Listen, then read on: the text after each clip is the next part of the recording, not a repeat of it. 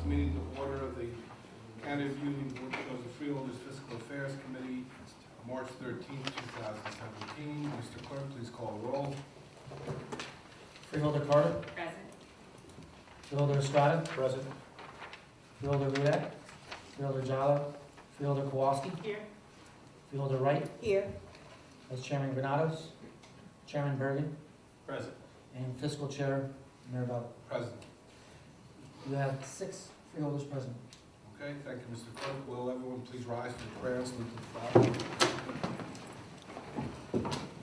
Humbly ask God, the giver of peace and the lover of charity, to give the entire family of nations true agreement with his will, and to grant the light of the Spirit on all who work for justice and peace. Amen.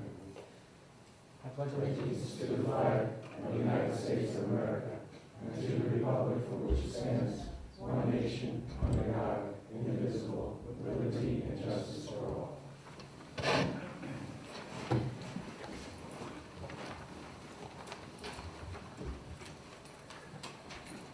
Okay, I'd like to thank everyone for coming. Oh wait, how about the statement of compliance first?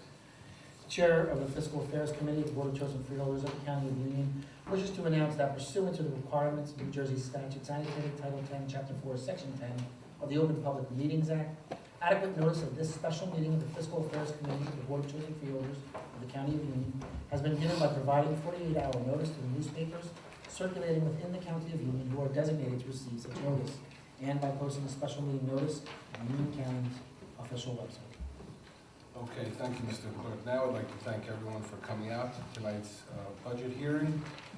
I am the chairman of the Fiscal Affairs Committee, and I'm glad my colleagues made time out of their busy schedules to be here to go through with the different departments their budgets.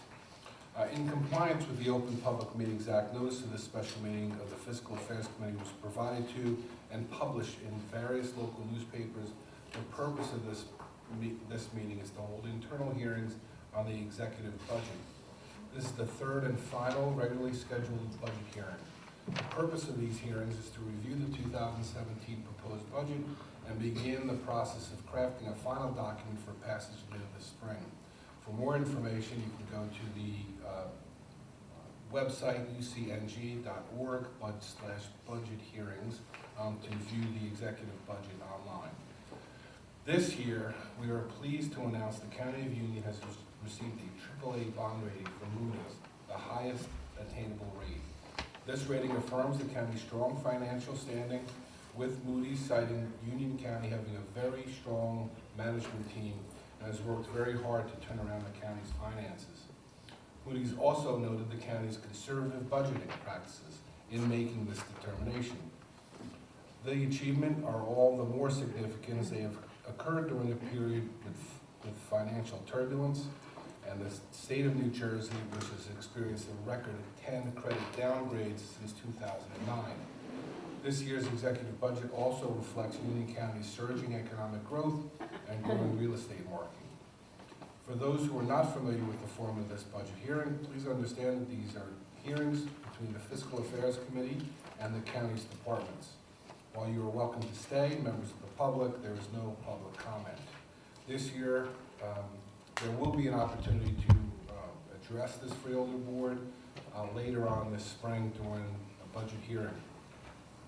Tonight we'll hear from the following departments who will make presentations: the Department of Administrative Services, the Office of the County Council, the Department of Economic Development, the Office of the Board of Elections, and the Department of Public Safety. And with that, we will begin with the Administrative Services Department and Director Yeska. So Director, you know this format, and we'll give a kind of a high-level overview of the 2016 achievements of the department, and then we'll go into the 2017 objectives. Very good. Good evening, freeholders. First of all, I'd like to apologize for the baritone. Have you been hanging around with freeholders? Wow! I'm glad to know that, you know what, I'm not the only one.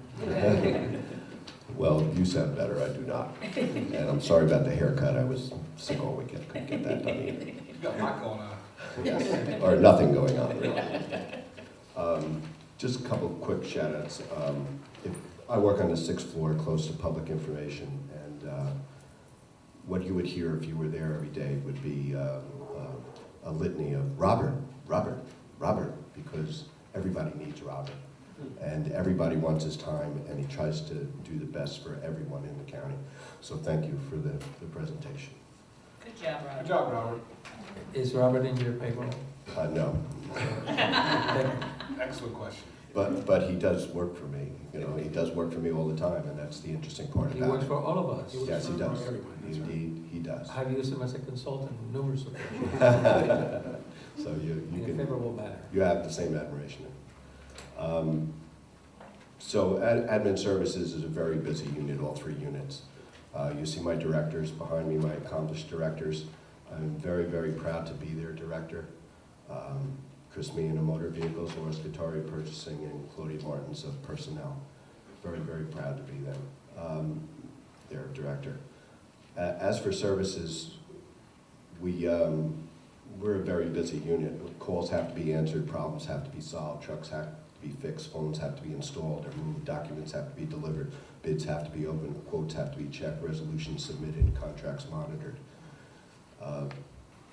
Just a little bit of what we do, but we're extremely busy, and we're proud of the work that we do.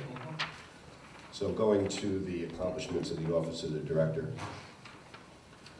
We worked very hard with our broker this year, and they renegotiated the TPA price per person in the county, which resulted in a lowering of the contract of $440,000. We also assessed some risk, and we decided to increase our risk for the stop-loss insurance, and that resulted in lowering the costs of $700,000. We also apply, every year we apply for this retiree subsidy drug program because we pay for the retirees' prescriptions and they don't pay for Medicaid. The federal government gives us a rebate. This year we applied and got 2 rebates in the same year, one for $579,000 and one for $649,000. We'll go to second page. We oversee the insurance policies of the county to protect the interests of employees of the county. In addition to the savings mentioned, the department realized just a few of the little things that we do. We took the surety bonds and we put them in one master policy and we saved $2,700.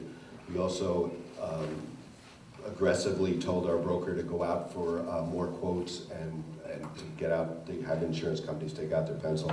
And just on the boats, we saved $2,600 on that policy.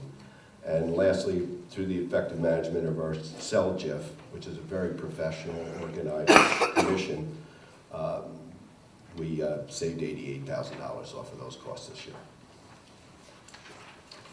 My goals and objectives are pretty much along the same lines of what I accomplished. We're going to continue to manage the insurance aspects and investigate any and all avenues to increase services, effectuate savings. Towards that end, our broker has been bringing us some vehicles to monitor and save money. Some of them don't have any cost to the county. They just incorporate a small percentage of the savings that they might get. We're going to be bringing that to policy, and we're going to be bringing that to fiscal as the year goes on. And these are my numbers. I'll be happy to answer any questions. Any questions on the first part of the admin services budget?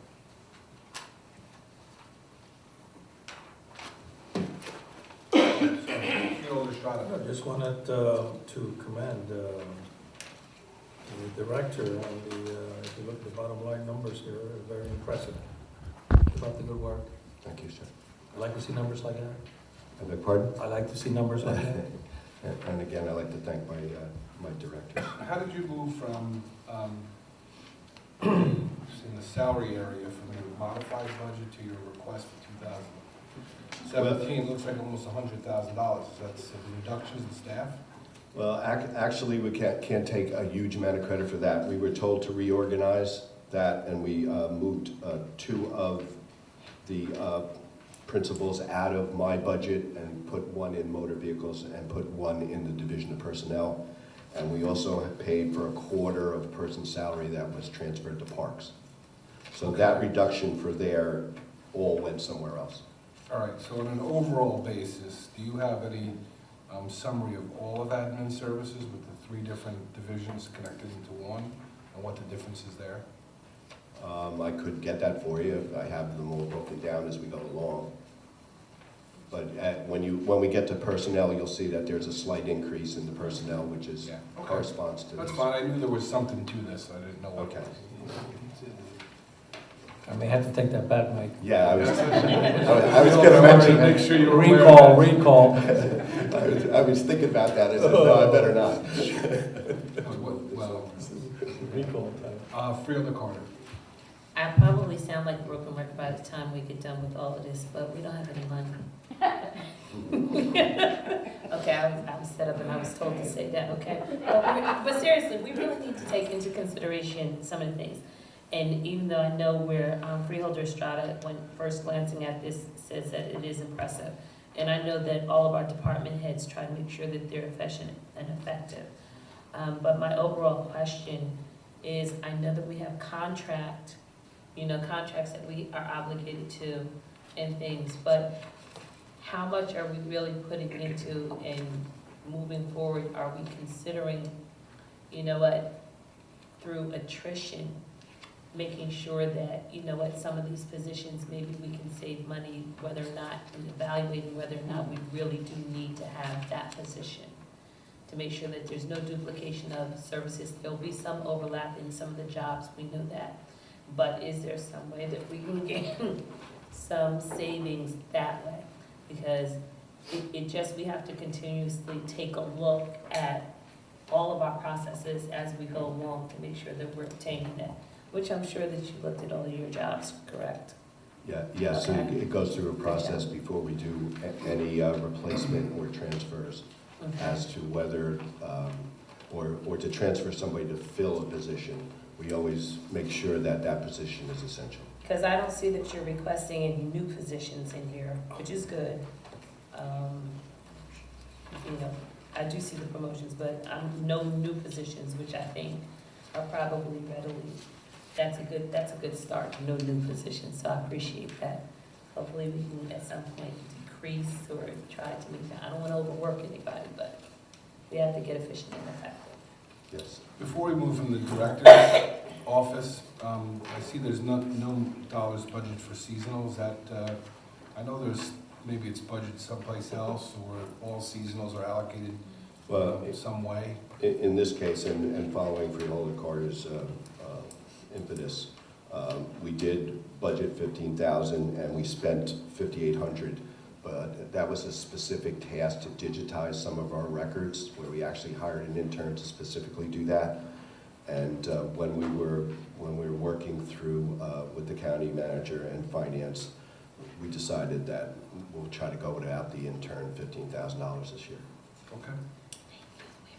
Very good. All right, good. If there's nothing else, we'll move on to motor vehicles.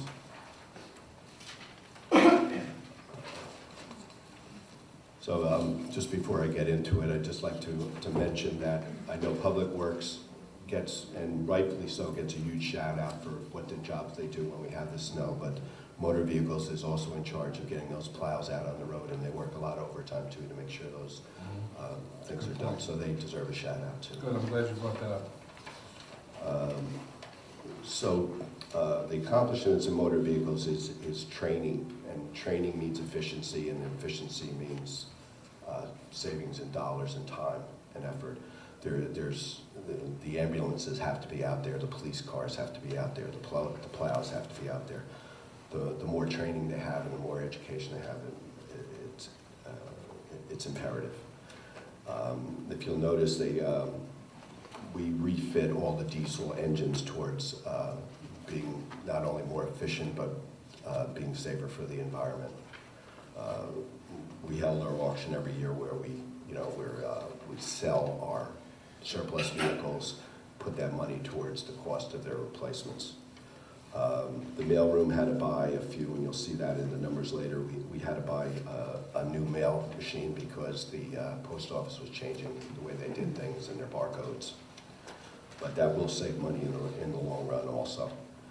And, okay, next next slide. So the initiatives are to staying on course, as I said, with mechanic education. And we seem to be going into a phase where the original manufacturers are now giving us more leeway to do work on our vehicles on our own and not do warranty work, so we won't be sending them to Ford and we won't be sending them to the Chevy dealers. If you notice, we're trying to get a new one with Fiat Chrysler, which would mean that we can do all that work in-house too and save money and time. And the telecommunications section, which is under motor vehicles, I'm personally going to try to meet with Verizon and see if we can work a little better deal on our contract with them for the essential things that we need. We still have to do business with Verizon for a lot of the 9/11 circuits and the internet services. So I'm going to personally try to see what I can do in dealing with them directly. Okay. And then we have the motor vehicles numbers. Excuse me. You'll see the salaries went up. We had that one transfer in that I mentioned that came out of my budget and went into their budget. We had the Mastriani Award, which was came out to $26,000 worth of funding. We had one new hire for a mechanic that we had not left a vacancy there for over 2 years. Actually going back farther than that, when we laid off people in the last budget crunch, and they were on they really needed an extra hand. The overtime, if you notice on the overtime, we were getting up there a little. We tried to reduce the overtime. That mechanic will definitely help us in reducing the overtime. That was $35,000. And then there's $13,000 in promotion requests for 2 supervisors and another person that were well-deserved in merit raises.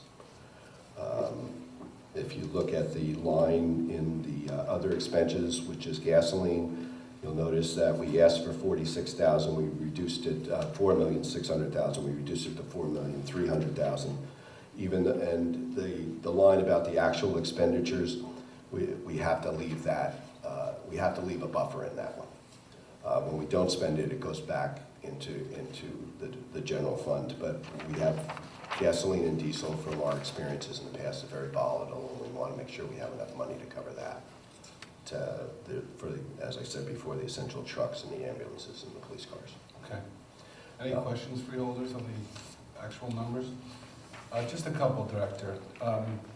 The overtime, I see last year we budgeted $65,000, it came a little bit over $80,000, now we're budgeting $60,000. So why did that spike up? It's not a huge number, but why did it spike up a little bit, and why do you anticipate it not being high again?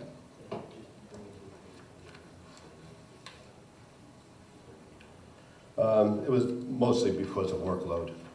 There was an enormous amount of workload last year, so they came in early and stayed late to get the jobs finished so the trucks could go back on the road in the same Okay, day. I guess there's no anticipation for that continuing in 2017, No. right? And with the new hire, as I said, it should go down. Okay, and I think you mentioned a little bit of this from the other expenses and the $300,000 reduction, and I think that's very positive. Is that one of the major reasons for that reduction? Was it the gas line item, or was it something else? Yes, it was the price of gasoline mostly, and that's even with the fact that a lot of ambulances came on. Right. Okay. All right. All right. If nothing else, we'll move on to personnel. Personnel, when it comes to their accomplishments and their initiatives, the accomplishments are within a certain frame of HR. There's not too much reinventing the wheel when it comes to HR, but we still do our best to look into every avenue that we can think of to help in the services with our retirees and our employees and our current employees and the civil service laws and all the things that go into this very, very busy division. So we coordinated a couple training seminars to sensitivity and HIPAA. We're always keeping up on that. It's very important to keep up on that. We created a web portal to provide seminar training for our 24-hour people. So the policemen and the corrections officers, that couldn't come to training, they could access it on their computer and get credit for the training.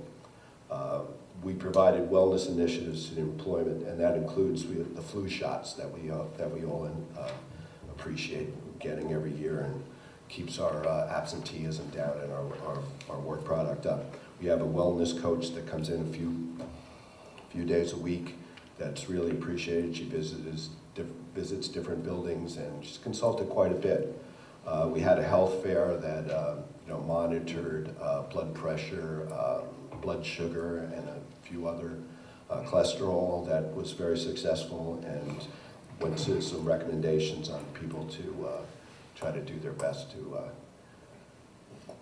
Any healthy lifestyle directly impacts our health insurance. Everybody tells us, every expert tells us, you want to get your health insurance costs under control, you have to think about wellness, you have to think about preventive medicine.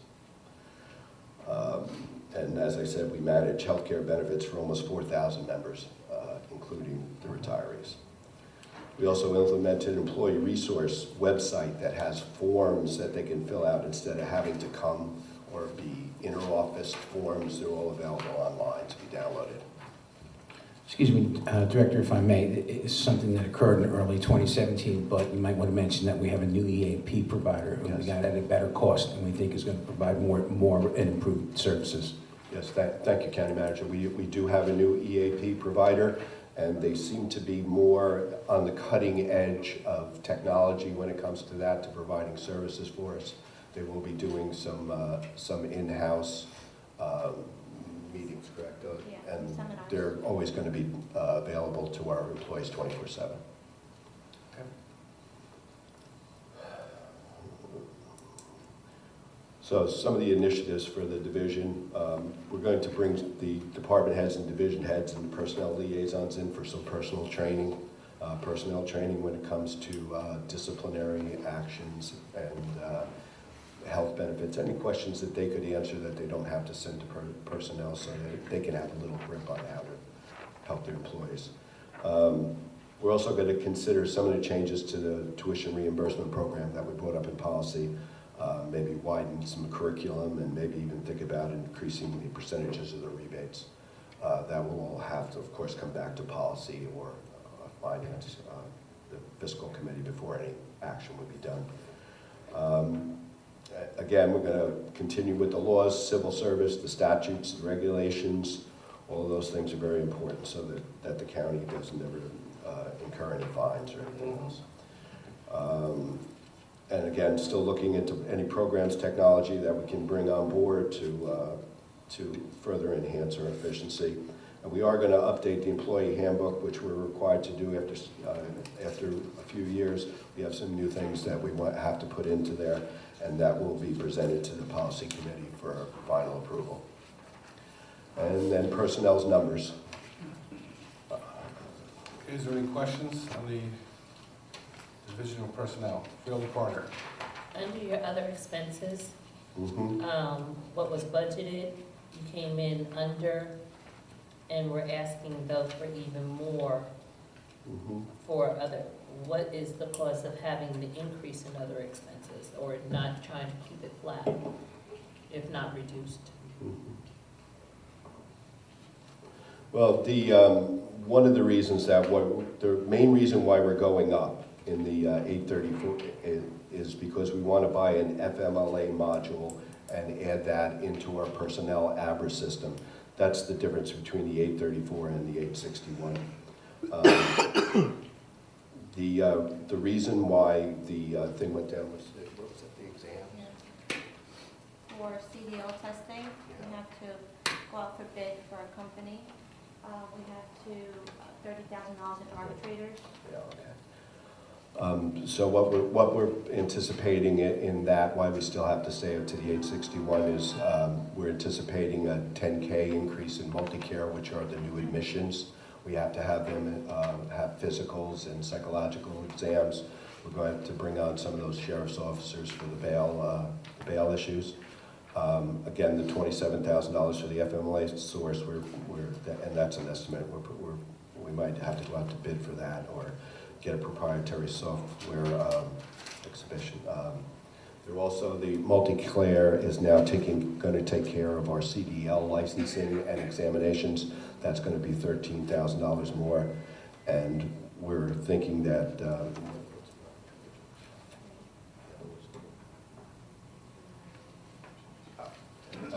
we're anticipating that the labor negotiations, we're going to need $30,000 more for arbitrators. Thank you.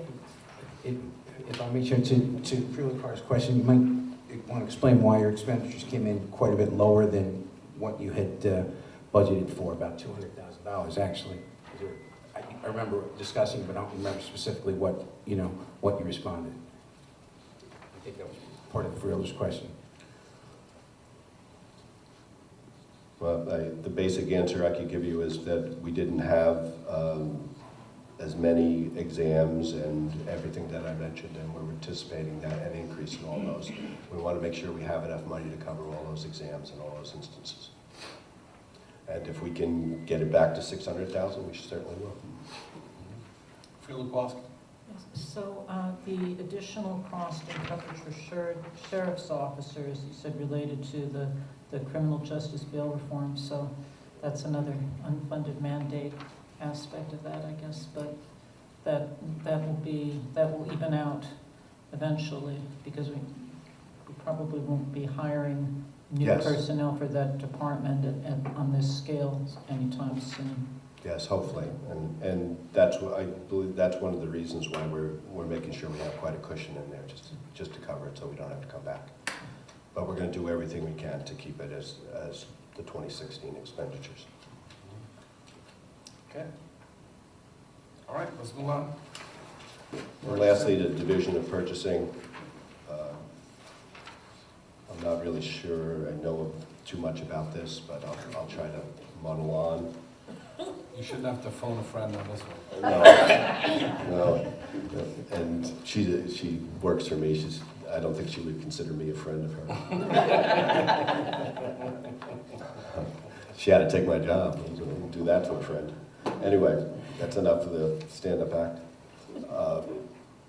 So we, again, purchasing is a pretty straightforward engine.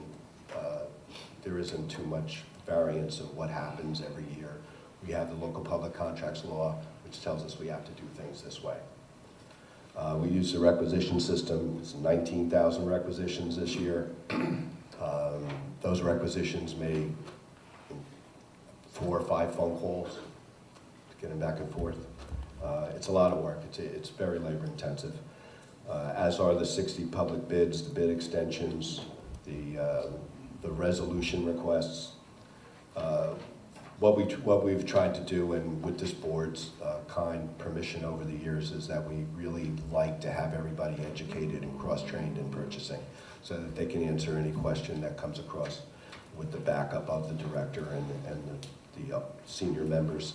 And we send them to Rutgers Center for Government Services to be certified as a specialist. It's 4 semesters of cost, 4 semesters of training, and we think it's well worth it.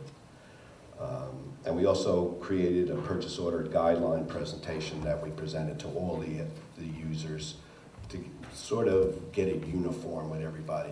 We train them, we bring them in and we train them, but we didn't really have a guideline where they could rely back on, and we did that and we accomplished that.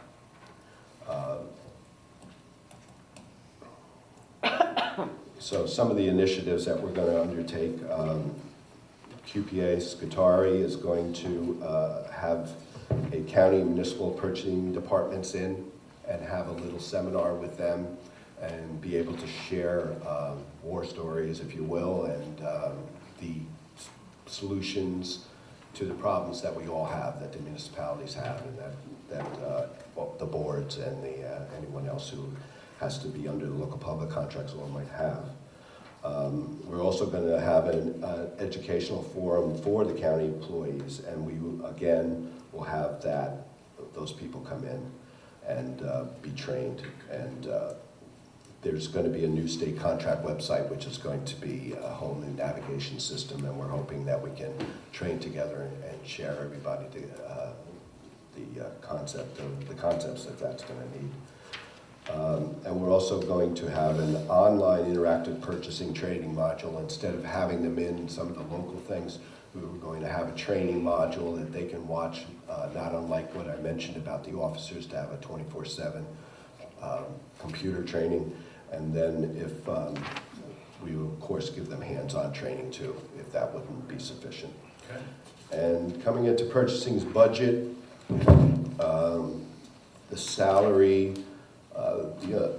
one reason why the request is a little bit larger is because we had a position open for 3 years that we were saving the money on, and we filled it with an employee that who's a current employee for the county, and her position was $20,000 more, and she had the experience, so we upped it that much money for that. The other part of that increased the 563, the 588 to the 608, that's the $20,000 more. The reason why some of it was less was because of the 2% raise in the Mastriani Award. That's what brought it up to the 608. Okay. And we're asking for the same amount for the other expenses. That's a centralized account. Purchasing doesn't actually use that. That's for all the toner and all the stationery in the county that everyone uses. And we have, we do have effective programs that try to keep that down. We got it down to 211 in 2017 and 2016. And we're going to do everything we can to not spend that 262 that year. That's our worst case scenario. Okay. Fielder Estrada. Just a quick question, because you mentioned the Mastriani Award. That ends this year, correct? This is the final year for the award, correct? So you're not going to hear the award anymore. Thank you. Okay, anything else? All right, Director, let me thank you for the presentation, and thank your directors here and the staff for all the good job throughout the year. Very welcome. And we'll move on to the county council. They should change out this microphone. Certainly I'm serious. disinfect it. Get the lights off. Stop hanging around Fielder Carter. There you go. I'll take Mike's advice.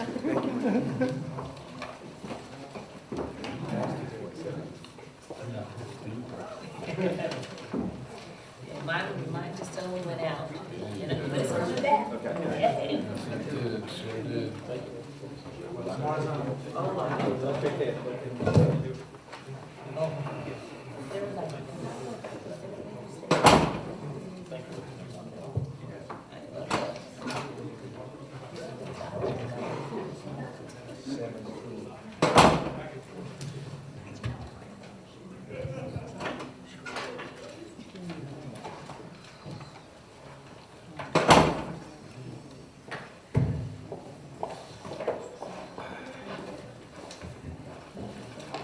All right, before we start, I want to acknowledge Councilman Giblin's presence. Thank you, Councilman, for being here.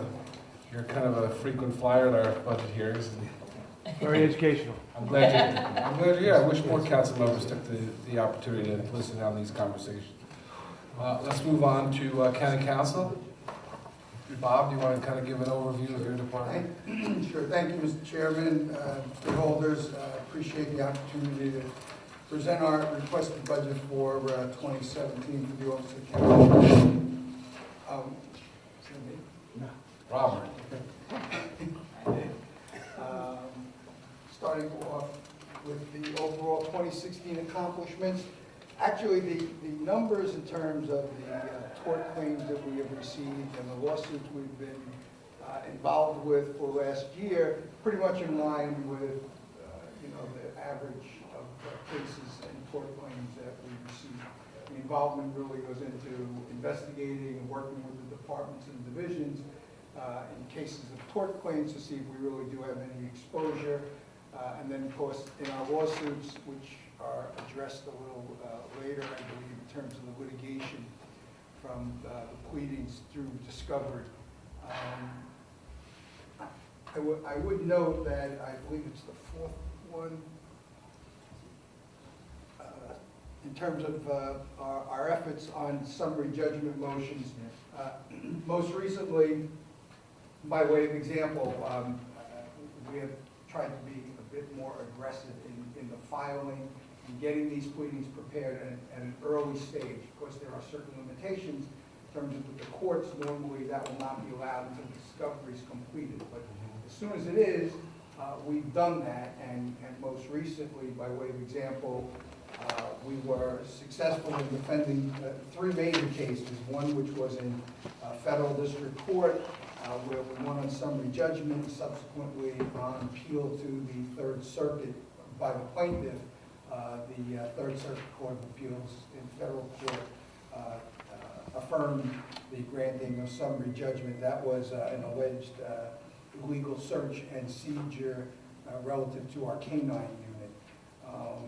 It also successfully defended an excessive use of force claim coming out of the jail in federal district court, where we won summary judgment, and also a summary judgment in the trial court level, and subsequently affirmed by the appellate division in the Superior Court in an alleged discriminatory practices case. So it does pay off to do it. Frankly, we seem to have a lot more success in federal courts with our summary judgments than we do at the state level. That's what it is. In terms of our accomplishments, later in my presentation there'll be a request in terms of certain staffing, and part of that, quite frankly, is our accomplishment has really been keeping our head above water. In what I have experienced in my office seems to be a fairly dramatic increase in a number of things going on in the office, the open requests, I'm sorry, let me go back to the accomplishments in 2016. We've updated our computer bank for alternate contract provisions. One of the things we've tried to do over the last 2 years is to individualize the contracts themselves so that we're specifically dealing with the services to be provided and how they'll be provided. As you know from your own agendas, you see them each and every bi-weekly. We deal with hundreds of contracts during the course of the year.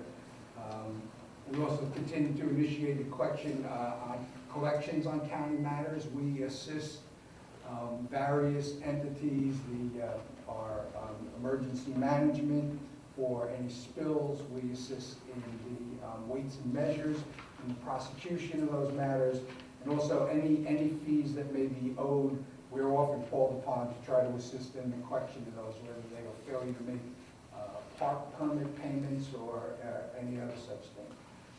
The other thing that has increased, and I think it's a good thing for the county, has been what appears to be an increase in requests for assistance from our office in the role of preparation of both requests for proposals and requests for qualifications.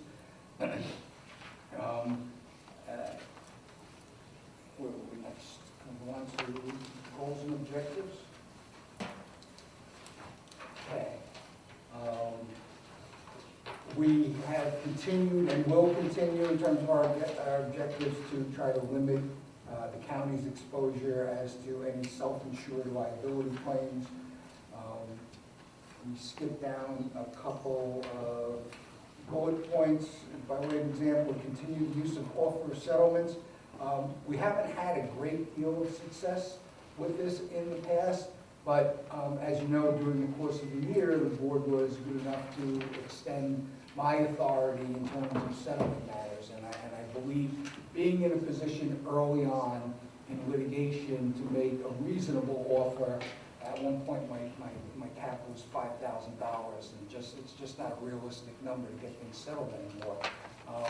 And as you also know from discussions we've had on a variety of cases, the difficulty is the longer the case goes on, especially if there are cases where there is fee shifting, and not only might we have some exposure on liability, but then if we are in fact found liable, we also have to pay the counsel fees. Those cases, it's certainly in our best interest whenever we can, if there's some exposure, to try to settle them early on and avoid the substantial cost of litigation on the part of the plaintiff's counsel.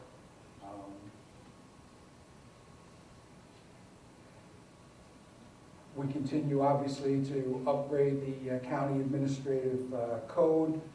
There may be a couple of areas that have already been discussed. I know one thing we probably will have to do is update relative to the smoking policy and some other areas in terms of divisions or organizational changes that have to be made. Going on to our goals and objectives. Throughout the past several years, we have identified and will continue to identify those claims which we receive in the form of a formal court complaint that we believe to be frivolous.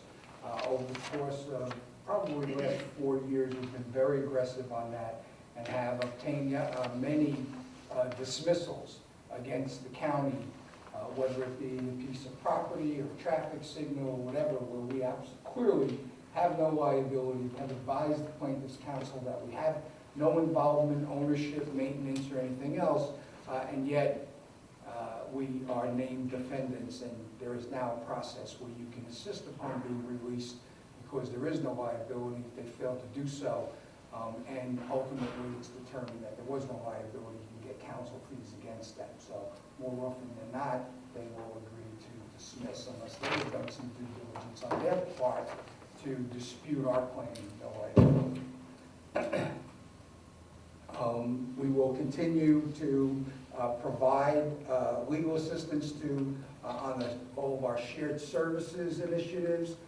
Certainly encourage that. It's a clear benefit to the county, but more so, I think, clear benefit to our municipalities and other public entities, because in most of these instances, the vast majority of them, I believe it's where we are actually providing the service in return for what I have to believe in every case is probably reduced cost for the entity requesting that service from us, whether it's a municipality or, and you know the success we've had with 911 and the EMS, everything along those lines. It's actually been a very big success for the county. At the bottom, one big change, I do believe it was a year ago, possibly two, the Office of the Public Defender started to take on the responsibility of representing individuals who were involuntarily committed. In addition to them taking that on, which had previously been provided by outside counsel and reflected the savings for us, but in addition to that, what happened is there was a pretty substantial increase in the number of cases and also the locations. So we're trying to work with the Public Defender's Office to try to consolidate these better and reduce the demand on our office. We're fortunate in Union County, our county adjuster is also an attorney, and he handles many of the hearings, but he really can't handle them all, and we've been called upon to provide coverage in many instances because they'll schedule, let's say, something at Cornerstone and something in Trinitas on the same day in the same morning. So obviously the county adjuster can't be at both places at once, so we're providing that. We're going to try to work on trying to reduce that demand. I don't know how successful we'll be. On the budget, for my council, as you note, there is a request for 2 new positions. One position is for a staff attorney, and the other position would be for a staff assistant, which I guess primarily the title would be a keyboard or clerk typist type of title. As I said, we've seen in a variety of areas a fairly significant increase in demand. There's been a large increase in the number of OPRA requests that have been received and what they call GRC, Government Records Council complaints that have been filed. Our role with OPRA, by way of example, I just wanted to do a little thing. I didn't pick the highest ones. I just coincidentally went to the last 6 weeks of OPRA requests. And in the last 6 weeks, we've received 102 OPRA requests. It's averaging about 15 to 18 open requests a week. I don't think the individuals who introduced this legislation ever imagined the burden it was going to place, not only on, in my instance, the law department in terms of reviewing these requests and making sure that confidential or privileged information is not released, but also on the office of the clerk of the board. I know at least one person's pretty much full-time, it's probably the second person. A good deal of time of one of my attorneys, a good deal of her time is now dedicated to reviewing all the documents. And it's not just because of the number of them, but the volume. Many times the request is not just for this contract or resolution number 222 or an ordinance. It's years worth of documents that are requested, and Oprah allows for it. I don't think they anticipated that, especially when you're talking about requests from commercial entities, and that probably is the bulk of the requests we received. It's not citizens honestly looking for information relative to county government. It's businesses looking for information so that they can foster their own interests. Also, out-of-state individuals are allowed to do it. So that's one area of increase. I made a list that we have, as I've said, increased our participation and development of RFQs, RFPs, and requests for competitive contracting. We've seen a bit of an increase in complaints, at least being filed with our office. We're one of the two offices that receive complaints from employees, whether it be alleged workplace harassment or sexual harassment or hostile work environment. We receive them and are obligated to conduct investigations. There has been a slight uptick in that. Some are found to have merit and some are not, but there's been a bit of an increase. Another area where, and it's been ongoing, is an increase in subpoenas that are being received, particularly in the office of the prosecutor. We've seen a significant increase not only in subpoenas for them, but also in Oprah requests. But that's one area of additional work that has fallen upon us with the subpoenas, and we almost in every instance when a subpoena is served, whether it be on the jail, the prosecutor's office, county police, or any other department, obviously we're contacted and then deal with the attorney. In most instances, the attorney who is requesting it. And lastly, as I mentioned previously, the increased demand for us to attend and oversee the commitment hearings when the county adjuster has a conflict in the timing of the schedule. Okay, is there any questions? Phil Kowalski? So are there any limits as far as Oprah, as far as the amount of material that can be requested? And people do pay a small fee for copying costs, but not for attorney time, correct? Well, it depends upon the request. If it is a legitimate review, and I take the position it is, a legitimate review by an attorney in terms of whether it's attorney-client privileged information they're seeking, or dealing with claims that it's confidential under the statute. There's a number of exceptions under the statute to see if we come under it, especially with the jail on security issues, practices and procedures with the prosecutor's office in terms of ongoing investigations. There are a number of exceptions to providing that information, but when you're requesting information for a year or two, needless to say, it can be a lot of documents that have to be reviewed to make sure we're not giving out any of that information. There are limits. If we felt that the request was so overly burdensome that it would really prevent us from performing proper functions within a given division or something, we can raise that as a defense and do a partial denial or a complete denial. Of course, that could very well result in some litigation, but it depends. I think as time's gone by, people have learned not to ask for something, 10 years worth of things, but the administrative fee that you are allowed to charge, you're expected to utilize the lowest paid person who can reasonably perform the task relative to the review. So sometimes it's a clerk, sometimes it's an attorney in my office, whatever it may be.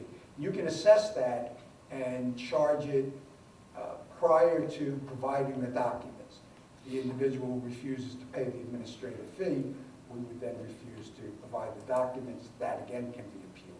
But you are allowed an administrative fee, and it can be attorney's fees as well as costs in terms of assessing that. You're welcome. Fielder Schroeder? Yes, Bob, could you walk us through some of the items that are listed on the other expenses? I know that you love buy law books, what have you. I don't, breakdown I have, it's just what's there. I It's know we 140, went over it, I believe it includes travel, certain reimbursement. I don't have it. Travel reimbursement, office supplies, those type of things in order to run his office. The actual litigation expenses are charged to the self-insurance trust. Oh, okay. Okay, thank you. I'm sorry, I didn't have the breakdown. I know we went over it, we prepared it. Okay, anything else? You mentioned a little bit about the county adjuster, so I don't know if you want to just talk about his 2017. Well, just, he has actually does a very good job with a staff that's been pretty consistent. There has been one addition, I think, a year and a half ago. But as you can see from the accomplishments, they handle thousands of cases a year, whether they be initial hearings or review hearings. And on top of that, which I know that the county adjuster takes very seriously, is his obligation to review all of the applications for gun permits. Last year it was just short of 4,000 applications that the county received and were referred to the county adjuster's office for review. In addition to not only attending hearings, to ensure that the county is protected against individuals who are committed and may be of harm to themselves or to others, and the issuance of the gun permits, the county adjuster's office also conducts investigations relative to people who have been committed involuntarily to see if there are legally responsible relatives who may have to contribute to the cost of caring for those individuals. So they do that as well, and do a very good job, I would say.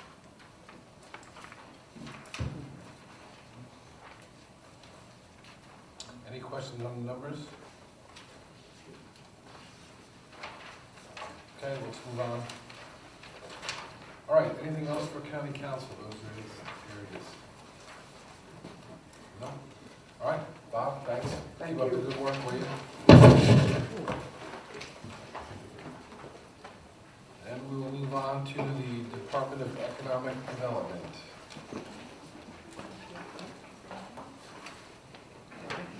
Is this the first official? I believe it is, yes. Oh, okay.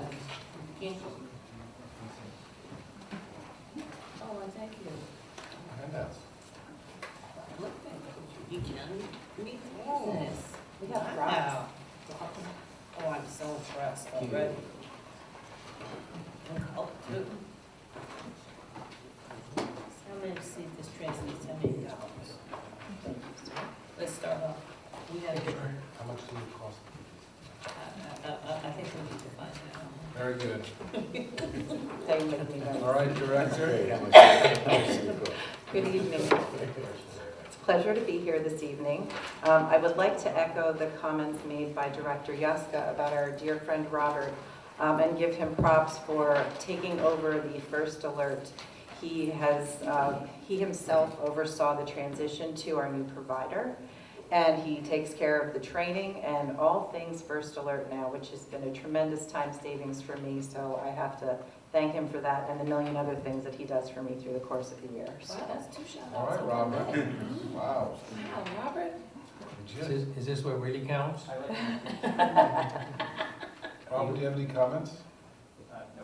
Well, Robert, how's that first alert going right about now? Snowstorm Yeah, coming? How many new people have signed up today? Yeah, good. Wow, that's good. I'd also like to thank the gentleman behind me, my dream team that has joined me this evening, Diego Otero, who is the Bureau Chief for the Bureau of Information Technology, Phil Candle, who's the Director of Strategic Planning for us, and Brandon Gibbons from the Bureau of Community Development. So we'll go over our accomplishments in the Office of the Director for this year. The item that you see before you is our first draft of the marketing materials that we had told you we would be doing over the course of the year. Phil has been working tirelessly with a design company to come up with what we thought was the right fit. Love to hear your feedback on it. This is a glued together. Our friend Phil spent a lot of time in arts and crafts earlier this week to make sure you had something. It was not something we could print in-house because of the sheer size of it. So it would be slightly larger than what you're seeing before you now. Phil worked also with several companies to get some, I think, really great quotes from some of our key employers in different areas within the county. So please take a look at it at your leisure. Let us know if you're happy with it, if you'd like to see something different. This literally is hot off the presses. We just got something on Friday for this. So we do expect to finalize that and get them printed over the course of the next month or so. Also have been working tirelessly with Chairman Bergen on the animal shelter. We have come down to one possible location, which is up at the Houdel Quarry. And if we can get an approval from DOT to use the property, then we're a go. Otherwise, there's really not another viable option for the area that we would need for it. So I spoke with DOT the first week of March, after 5 months of not hearing anything from them. They are in their final stages of review. I think they were waiting for comment from three more people, and then they said they would get back. So I have it in my calendar to call again on April 1st to follow up and to see where we are with that. We successfully completed the second year of the infrastructure improvement grant. I would be remiss if I did not thank Kathy Odessa for her organizational skills. She's done a tremendous job year after year of just keeping great records, staying in contact with the municipalities, keeping them on target, making sure that they put in all the reports they're supposed to put in. And I am happy to report that everyone did all of their projects on time. I had to call someone in off vacation to do an inspection on New Year's Eve, but they were all done by the end of the year. So thank you to Ray Sullivan for coming in on his vacation to do the final. And also I think this is noteworthy. There were 230 participants in the We Are One New Jersey program that became citizens this year, which I think is pretty incredible. And I'll talk a little bit more in what we are doing for this next year about what we're seeing so far this year in this ever-changing climate that we have. So our initiatives for this year are the development of a Veterans Success Center. Jana Williams, I believe most of you know her. Jana is herself a veteran. She will be actually effective today. She became a member of the Department of Economic Development, and she will be overseeing this initiative. She's been meeting with representatives from Frank's staff to make sure that we're not duplicating any services. We have a meeting pending, I'm just waiting for a date, with St. Barnabas Healthcare Network. They are the leading provider of mental health services in the state of New Jersey, and they are very, very motivated to get involved with us on this initiative. So stay tuned. We'll keep you posted on what's happening with that. Additionally, we are working with the Simon Youth Foundation to develop the alternative high school at the Mills at Jersey Gardens. It's a process. And our good friend Pete Capides has been working with us to take care of the educational piece. It will have to go out to RFP in order for it to be funded by workforce development dollars, but everyone feels very confident that that will happen, and we're targeting a September start date for the school. Kathy sent out the applications for round 3 of the infrastructure grants. Thank you for providing them again. They really are a valuable asset to the municipalities. They really do like getting them. We did not put any parameters on them last year. We focused on transportation. We did not do that this year. As long as it's infrastructure, we decided it was better for them to decide what their needs actually were. So those applications are due April 1st.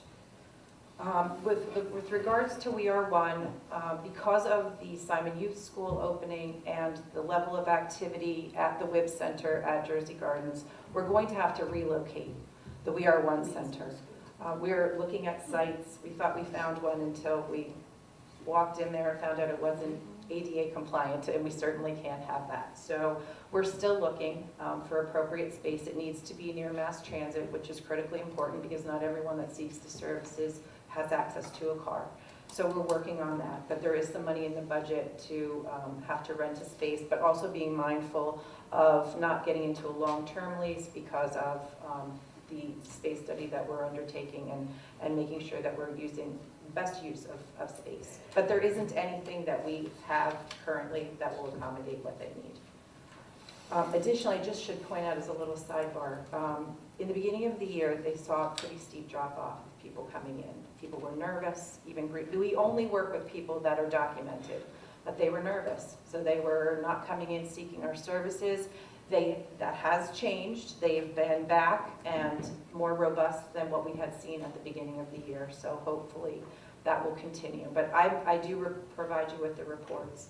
I believe there were 22 new, it might be 26, new citizens in January. So it's okay, but it's not as good as we'd like to see it. We will continue to work with Union County Educational Services on Project Search, which is the program up at Overlook Hospital that provides education and training for developmentally disabled students, ages 19 to 21. They are already looking to populate the class for next year, and they also have been contacted by Trinitas to open potentially another program at Trinitas. So that's very exciting, and there will be 2 in Union County, and I believe there are 2 others throughout the state. So it's a really great program, and if you have not already done so, I encourage you to go over and meet them. The kids are wonderful, and they are getting amazing training with the goal, obviously, to be hired after they finish school. That's the plan. The final initiative has to do with the online crisis mitigation plan through the Bureau of GIS. And we're involved because we're going to offer a shared service grant to the municipalities. Currently, all of the schools in Union County have their plans, are in this crisis mitigation plan. So what we would like to do is offer the municipalities grants to have other public buildings plans scanned. Libraries, senior centers, community centers, things that would be helpful to the public, for the first responders to on the fly be able to see the plans, should there, heaven forbid, be any kind of an emergency in any one of those buildings. So we look at the budget, and I'm going to just address the elephant in the room and say there's a big differential between what was budgeted and what was expended. And the main source of that is that we had originally thought that we would have 3 family success centers. We had one fully operational, which was the Rahway Center. We were approached about 2 other ones, and one of them made sense, and that was taking over the James Kellogg Center, the Family Multicultural Center in Elizabeth, which we did, but we did not take that over until September. So we did not have a full year there. And we just didn't feel like we were ready to commit the funds to the 3rd center, and I still stand by that. What we're seeing and what we're funding are good programs, but I think expanding at this point isn't probably the appropriate decision. So what you see in your request this year would be $266,000 for the Family Success Center, for the 2 operating fully for the full year, which will happen. $200,000 toward the scanning grant, $245,000 towards We Are One New Jersey. And then I have budgeted $40,000 for rent. We really don't know what we're going to be dealing with as far as a rental payment goes. Where we were just looking, we were excited about was quite a bit less than that. Unfortunately, it was, because I said it wasn't handicap compliant, it wasn't going to work. So we're still looking. Hopefully it'll come in less than that. That would be our goal. Also included in here is support for the Raritan Valley Rail initiative. We have, for the last 2 years, provided funding for them to help continue their efforts at advocacy. And then we have 2 wild card things that we just don't know what's going to happen. The Veteran Success Center may need some funding, and additionally Project Search. We are doing whatever we can to fund the project search piece out of workforce development dollars, because in some cases, they totally would be applicable, but not always. What they're seeking assistance from us for is assistance to get the students back and forth, the transportation. That's one of the key aspects of the program, is that the students have to be able to take mass transit. And it's a part of the learning curve. There's one student there right now who is wheelchair bound and very limited communication, so she's actually getting to and from with paratransit. But the goal is to make them independent. So we would want to be able to supplement those costs in the case that the workforce dollars can't do that. So that's the end of the Office of the Director. Okay, well, thanks for being proactive and explaining the difference. No problem. Listen, You I would tried to ask cut me off myself. on my question. Sorry. Any questions on the field or Strata? Yes, quick question. The family centers, family success center, you said there was one that we did not move forward with. Which one was that? Well, there were several that were proposed, and we felt like the two that we were funding, the Rahway one that we had already started doing, and then the James Kellogg Multicultural Center, they actually were funded through a grant, and the grant was expiring, so that center would have closed. So that's why we did that one. There were a couple of different locations. There was something in Roselle that was actually, there was a competing program that was very similar. I'm trying to remember what they all were because it was quite some time ago. I can pull it all out for you, what the proposals So were. let me ask you now, that was originally a grant that was going to cover all that expense, wasn't it? No, that was county That was a dollars. county The whole initiative. thing was always county dollars, yes. Okay. All right. The Raritan Valley, how much money you said you're going to? The last 2 years, we've done $8,000. Okay. That's it. Thank you. Okay, thank you, Freeholder. Anything else? Okay, move on. Okay. Under the Bureau of Community Development, we partnered with Human Services on the Senior Focus Grants, which will be awarded within the next few months, as I understand. We allocated $4.7 million in community development block grant funds that were used for facilities, for public improvements, for social services. And we also know several of you attended the ribbon cutting at the Habitat Project in Plainfield that was partially funded through Home Investment Partnership dollars for those 5 units. So those were important in CD. For this year, we have allocated $143,000 in CDBG dollars to pay for what we're able to pay for with regards to the senior focus grants. Those dollars have to be for bricks and mortar. They can't be for a laptop or something expendable. It has to be, there's some windows, some roofing projects, but they have to only be for a senior center. It's very specific what we're allowed to spend those funds on. We're closely monitoring what's happening in Washington. The 2018 budget right now has a $6 billion cut to the HUD budget, which would obliterate the CDBG program and make it non-existent. It would also be a 14% cut in housing dollars, which our Section 8 program, our Home Investment Partnership program, it's a killer. And we're working really closely with Linden and Hoboken Strategies to monitor this. They contacted us 2 weeks ago to say that Congressman Sears was going to go and he was going to testify in front of the THUD committee, the Transportation, Housing and Urban Development Committee, and he spoke on behalf of the importance and value of the CDBG program. They're all saying it, but the irony is that CDBG was started by President Ford. And it's always had bipartisan support.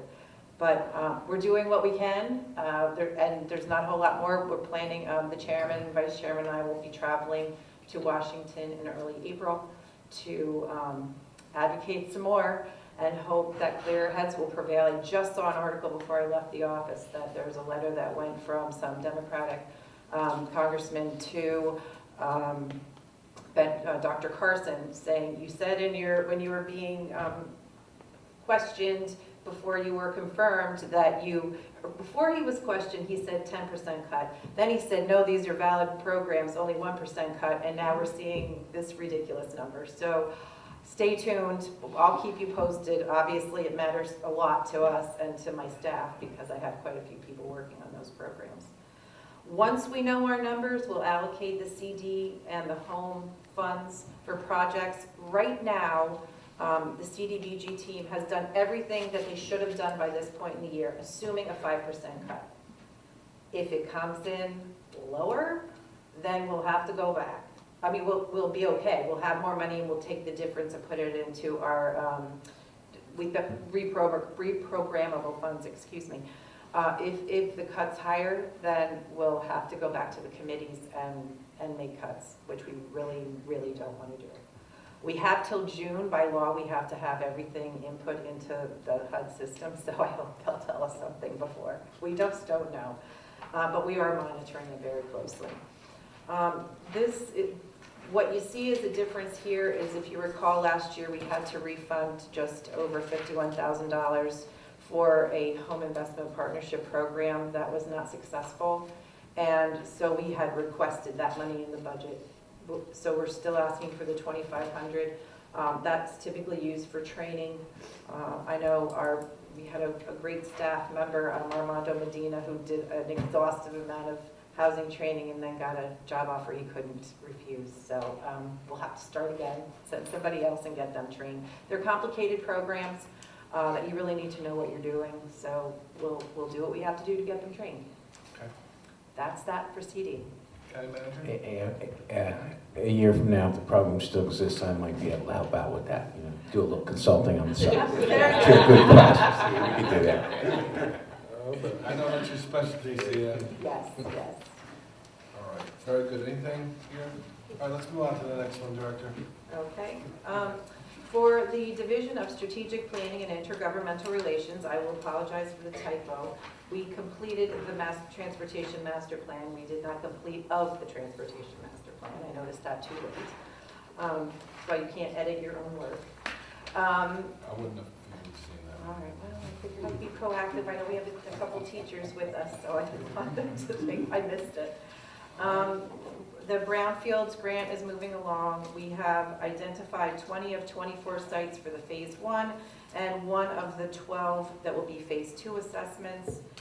We will continue our advocacy for the one-seat ride on the Raritan Valley line, and, I'm sorry, this was last year. We continued it, but we will also continue it again this year. And we hosted 3 Union County Means Business. We had the Union County Means Green Summit, we had the Union County Women Mean Business, and we also launched a business expo that was really quite successful. We were very pleased with the turnout and think that we'll be able to even expand that further for this year. So I speak again about winning in Hoboken strategies. The relationship is more important than it ever was before, not only for monitoring our entitlement programs, but really everything that's happening in Washington. And they're tremendous about updating us of things that we might not always know about before we would even think to know about them. We intend to have 4 Union County Means Business seminars this year. We'll do the women's event, and we're going to do the expo again. We're going to do a panel on Ask the Experts with people from key areas that a business owner might need advice from on a panel. And then we're also in contact, this one's kind of cool. There's a company called Boxed, and they're actually located in Union, one of their headquarters. And it's basically like BJ's by mail. You can get bulk products mailed to your home. We've been in touch with them. They would love to come in and do something on e-commerce, which we would like to do. We're just trying to come up with a date that works for this guy's busy schedule. I mean, it's supposed to be a great company to work for. Their business model is pretty incredible, but they also are growing by leaps and bounds. So his time is a little bit more limited, but we're excited to do something with them. I'm happy to report that we finally are going to have some progress on the Kapkowski Road and the Tremley Point Connector Road projects. They have been kicking around since 2006, and before I die, I want to see them completed because it's been a long road. So we'll be working very closely with Engineering and Public Works to move those projects forward. In fact, we were just approved for to go into design, to start the design phase for Kapkowski, so that's really good. And I'm happy to say that Phil just launched a new project that he's going to expand through the course of the year. We were informed of a data resource called Reference USA, and it provides a list of many things, but among them is new businesses. So he's just in the process of sending out letters of welcome to new businesses that have opened within the last year. Where we have the name of the business owner, we're personalizing the letters. They're coming from the chairman. And the first batch went out, and he already got a call today from somebody looking for some information. So it's successful. If nobody else even calls, I think it's successful. So then we'll have a total of 1,500 letters that'll go out for new businesses over the last year. So it's really nice to be able to connect with them and give them someone to call. So we're looking forward to moving that. And we're also including any Union County Needs business information in that so that they'll know what we're doing with that as well. As far as the budget goes, I'd like to just address a couple of things proactively. Where you see the salaries, where the salary number looks very low, part of that is because there are salaries that are reimbursed by the STP grant, transportation grant. So they have to go in as a budget item, but they get reimbursed. So all of Liza's salary is in there, part of Phil's, part of mine. So you'll see them well, mine wouldn't be in this because I'd be an officer director, but part of Phil's and all of Liza's would be in here. Oh, and Rosa Santos, part of hers is in here too. So it has to go in as a budget item, but then it comes back as a reimbursement. Okay. So you'll see an increase also this year because we have to include, I have a request for a planning person and also for an intern. The NJTPA used to pay for the intern. They would hire the intern and then the intern would just report wherever they told them to. They're not doing that anymore. So we have to hire the intern and then they will reimburse us for it. So that's included in the salary numbers there. The other variable for us is sponsorships. When we're hosting a UC Means Business or the women's event, we try to get sponsors wherever we can. If we can get them, great. This year, I believe we had something like $16,000 in sponsors for the women's event, but that's not a given that we'll get them or that we won't. We certainly make it our effort to do that, but we have to be able to budget that number just in case we don't get them. All right, any questions for you, Liz? This area? Do you have dates for the Union County Means Business events yet? We have them. However, this boxed gentleman is causing a little, we're going to have to change some dates. We have to change our March date. We originally had one earlier in the month. The women's event is May 17th, definitely.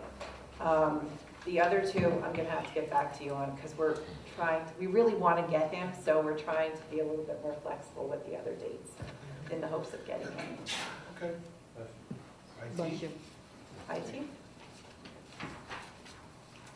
Okay, we completed the telephone system conversion, thankfully, finally. Very happy to report that that's done. We also upgraded the network data infrastructure. It operates on these cores. We've replaced 3 of the 4 cores. The 4th one should be any day now. The police, we had to make sure that when we switched the core in the police department that we could transition their phone system over to something that would be able to maintain the system while they replace the core. We're just about there, right, Diego? Yes. Okay, so we should be doing that soon. Yes, Diego. And I'm happy to report that we have Wi-Fi throughout the admin building. It was one of the initiatives. It's in. You probably saw the wires hanging out of the ceiling over the last couple weeks. That's Wi-Fi, and it's on all the time, but you have to log in every day. And so far, people seem to be very happy that it's there, and it's on every floor of the building. So you'll notice it when you try to log into something. And Diego also pointed out something that was not here, but I think it will be meaningful to all of you. All of your screens were replaced on the dais in your meeting room, and that was courtesy of IT as well. They worked with Jimmy to come up with a screen size that worked for all of you.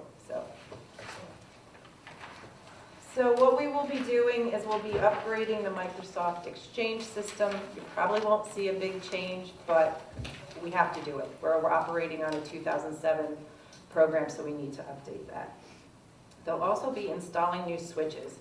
This goes hand in hand with the cores. So from each desktop, it communicates with the switches that are in closets on each floor, and then that communicates with the cores. So if you're going to replace the cores, you need to replace the 10-year-old switches. So this is the next phase of that.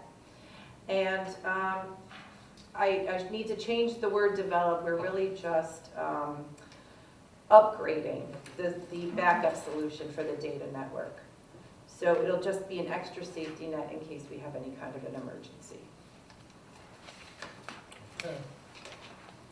And budget-wise, we're pretty close to where we were last year. As you know, anytime something happens in IT, it's not a small fix.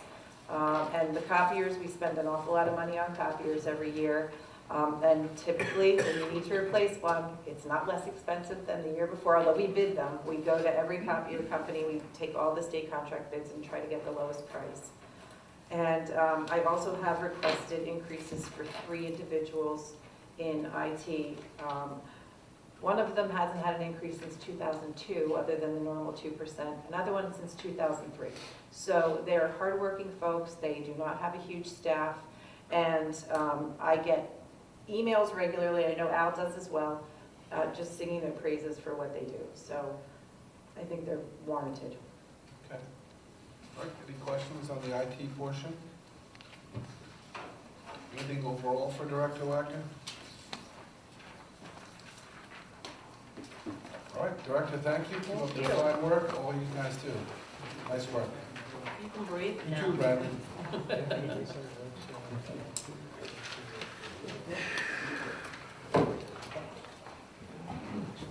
You're not staying for the rest of it?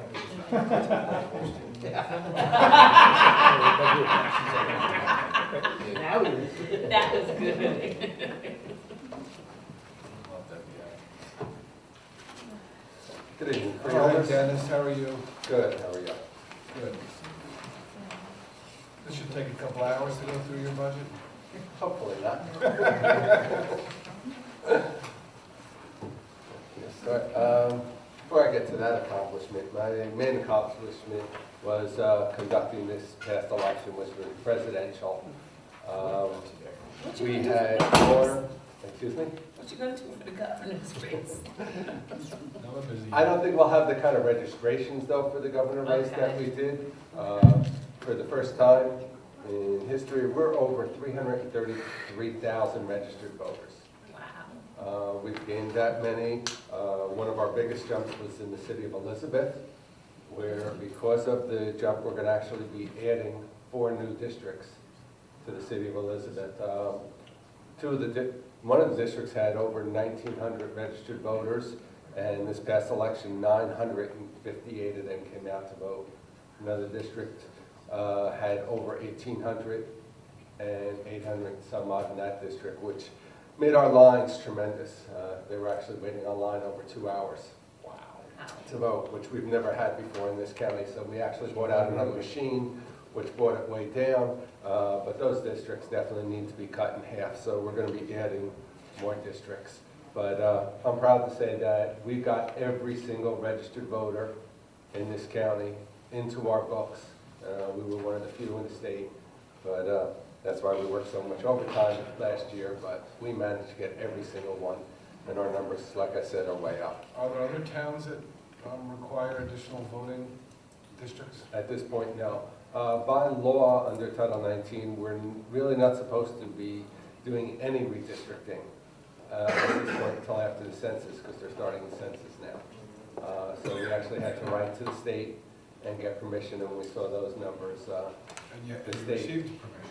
yes, we received the board. My board of commissioners just haven't voted on it. They were planning on voting on it tomorrow, but of course, because of the snow, we have postponed the meeting until Friday, and they'll be voting on Friday to accept those 4 new districts.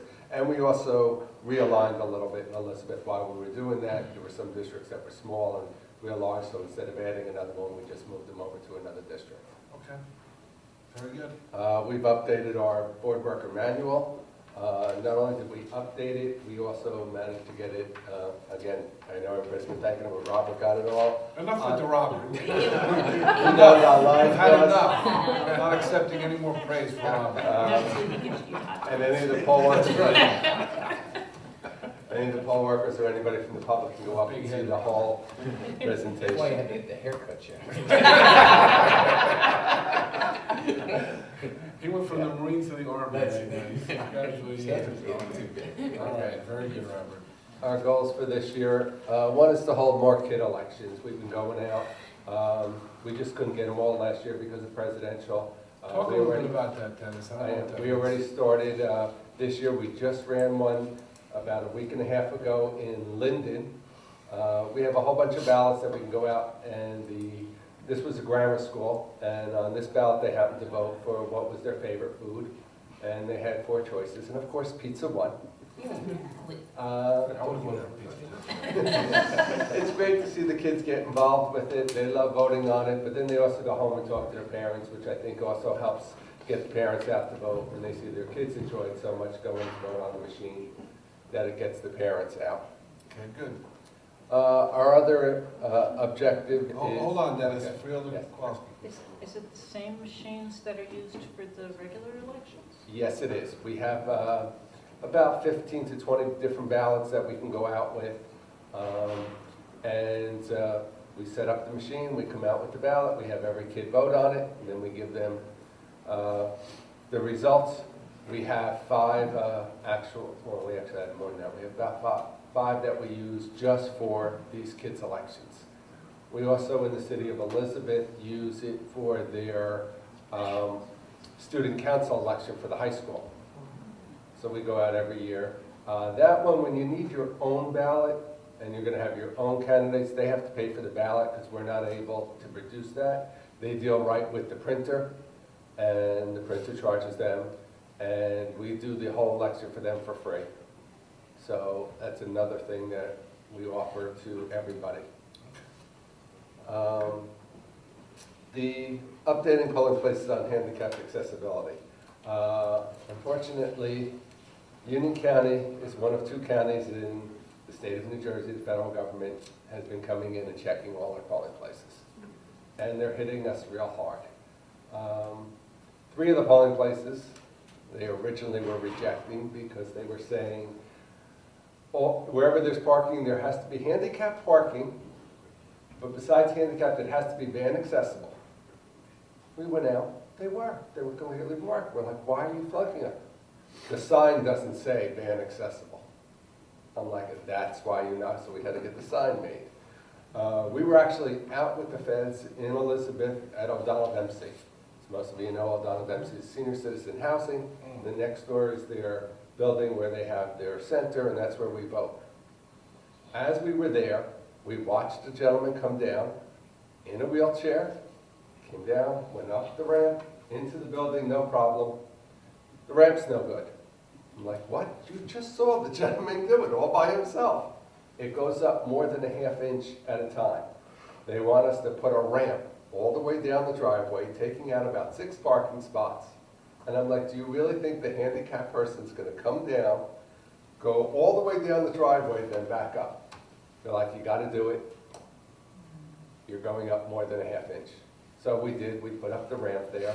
I can tell you not one single person, and quite a few in wheelchairs, have gone in, they used the other ramp that's right there and closer. They knocked us down the hillside, at the community center. They said there was a crack in the sidewalk. We had to go out and put a mat down. So they're checking every single polling place, but only in Union and Ocean counties. So we're out there now double checking and triple checking every single polling place to make sure they're completely accessible to the handicapped. Dennis, is there still a movement in some polling places around the county to move out of schools and into other public locations? Yes, Or just certain areas? almost every school district wants us out. They can't kick us out though. Actually, in the city of Summit, at one point, about a year and a half ago, they told me, that's it, you're out. Can't use our schools. We make the parents sign in, we make this, do that. We had the Assistant Attorney General called their attorney. And the state basically said, if we don't use the schools for polling places, you get no more state funding for your schools. They quickly did. We didn't say that. We said we didn't want them and you could use the schools. So we're back. Yeah, they get.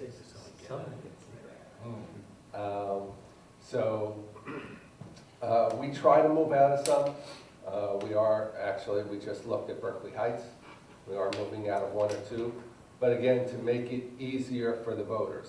We're not going to come out just to get out of the schools, but if it's easier for the voters.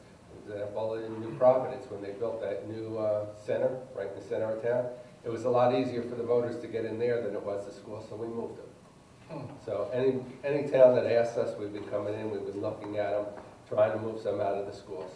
Okay.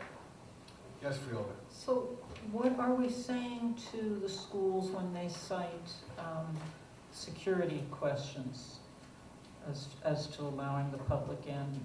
I mean, for me, I think it makes sense to make Election Day a holiday or do it on Sundays or whatever. But when people say, well, the kids are here, we don't have a way of controlling who's going to come in and vote, but there are security officers in most of the schools anyway, aren't there? Or In some of them, it's up to each town.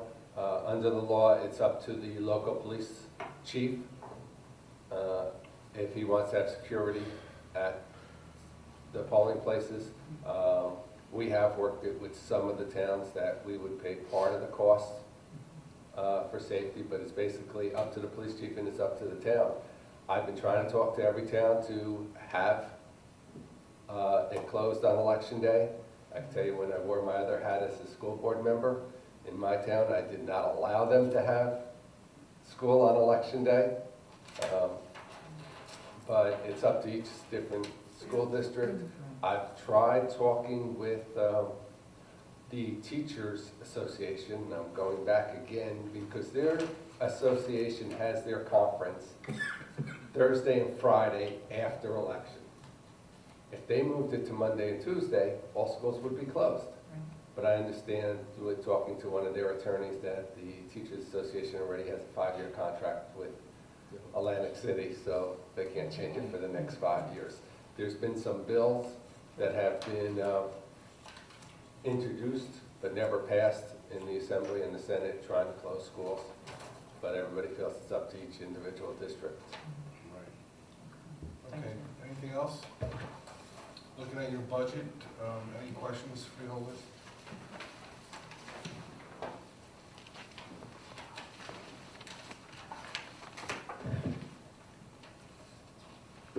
No? Well, Dennis, I want to thank you for the good work.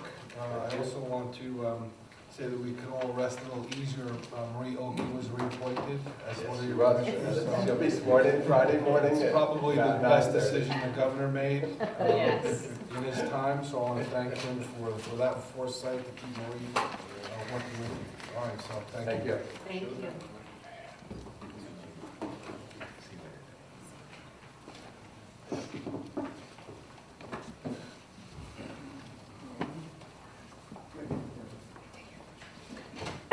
Hello, Director. Chairman, how are you? I'm good, except I felt the weight of this. Felt like a lot for you to go over, so I'm going to urge you to be very efficient in your summary as we move through this, without leaving out any important details, and then we'll just open it up for the freeholders to ask questions. Very good. I know everybody wants to get home and prepare for the blizzard that's going to be upon us shortly. Thank you, Chairman. It's been an interesting year and challenging year in public safety, and this year proves to be no different. But I believe that everybody in public safety is up for the task and moved this point. This is the budget for the office, director's office. Pretty straightforward. We just have two very important clericals and myself in that. So. I'm going to suggest, Director, that you are going to win the prize for coming under budget with the least amount of money to spare, $1.70 under your appropriation for 2016. So I want to congratulate you on the efficient use of your salary dollars. Thank you. You're welcome. And if it's all right with you, Chairman, I will highlight all our accomplishments, but just focus in on a few. Very good. The Division of Weights and Measures and Consumer Affairs, as the slide indicates, performs 76,000 scanner audits. That's 10,000 increase over last year. We continued to inspect every gas station in Union County and brought in revenues around 26,000 for the year, which defrays some of the costs of operating the division. Goals and objectives, just want to continue the good work of Consumer Affairs and Weights and Measures and use that revenue money to offset our county expenses. Okay. Yep. This is a smaller division with only 7 employees, 4 of which are with Weights and Measures and 3 in Consumer Affairs. You know what I'd like to see, Director? Maybe some kind of summary on the Consumer Affairs work. I used to know more about that department. I've become less acquainted with that over the last couple of years, and I'm just curious some of the major functions and where they're contributing. Just Certainly. at some point, no rush, just in the next, during the next month, maybe you could give me a summary of that, those activities. I believe most fields will probably appreciate that. Okay, Fielder Carter, you have a question? I know that we, over the last couple of years, have built up manpower for Weights and Measures. But the overtime and the other expenses are very minimal. So can we anticipate that they continuing to be very minimal? You Pretty can. much, because I know that you said that one of the things with having more manpower to go out there and be able to like cover more and bring in more revenue. Certainly, Freeholder, and that's one of the reasons why we're able to do 10,000 more scanner audits this year than previous years. Overtime, we do budget for it for unforeseen circumstances. I know one year we had an accidental delivery of aviation fuel to one of our gas stations. We had to call people in on overtime to address that and make sure that the gas station properly addressed it. So we are not frivolous with the overtime, but we need it as a safety net. Okay, medical examiner?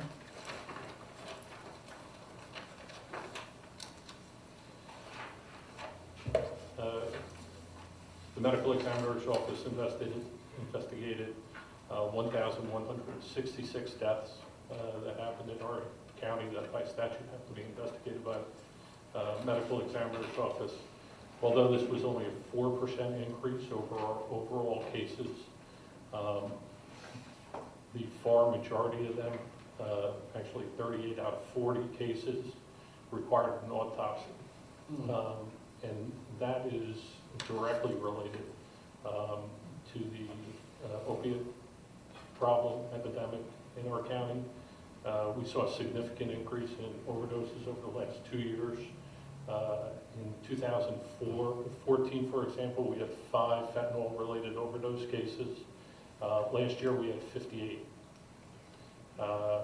They tie up a lot of resources, require a lot of resources for the ME's office to investigate those cases, to do toxicology for those cases, to provide very specific information on the makeup of the fentanyl that's being seen in Union County compared to other counties within the state.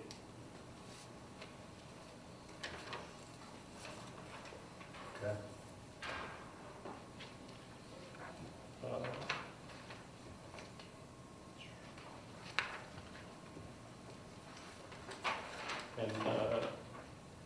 Just part of our goals and our objectives is to increase the continuing education that we have for our investigators and our pathologists within the division. Mm-hmm.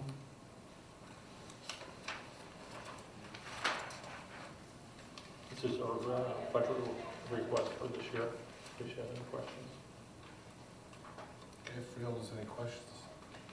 Yes. Yes, Just a quick question on your 2016 accomplishment in reference to the office was fortunate to hire a full-time board-certified medicology legal. What is that? That's an investigator that's specifically certified beyond the normal requirements for working in the ME's office. He did have this advanced training, and he worked with us part-time and full-time in another medical examiner's office. So he came over to us when we had a vacancy. No, but he's a full-time employee. He is. And he's an MD. He's a doctor.